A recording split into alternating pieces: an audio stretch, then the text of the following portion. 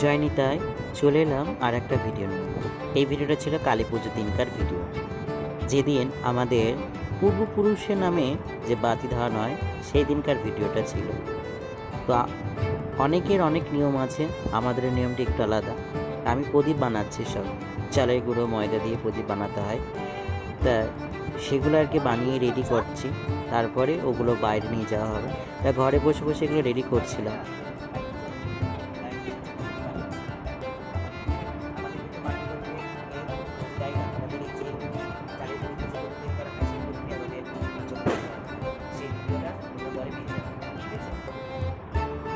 একটা একটা করে সমস্ত কিছুতে ঘি সলতে দিয়ে রেডি করতে হচ্ছে। মাটিরগুলো তো রেডি করা হচ্ছে এবং ওগুলোকেও ঘি দিয়ে সব রেডি করা হবে।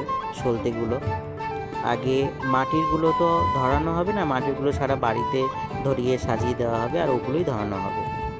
তো এইভাবে এই যে সমস্ত কিছু বাইরে নিয়ে চলে আসছি। আমার সর্বপ্রথম দাদা ধরাচ্ছে, মেজদা ধরিয়েছে, বরটা একটু ব্যস্ত ছিল বলে তাই আসতে পারিনি। তো মেজদা দিয়ে শুরু।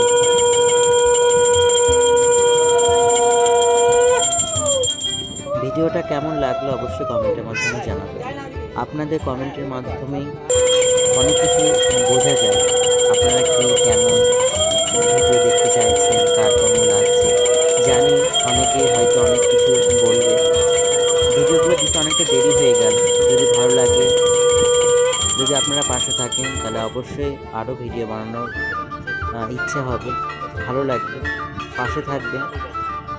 একটু ভিডিওটা ভালো লাগলে লাইক কমেন্ট শেয়ার করে দেবেন। জয় নিতাই, জয় জয় রাধেশ্যাম।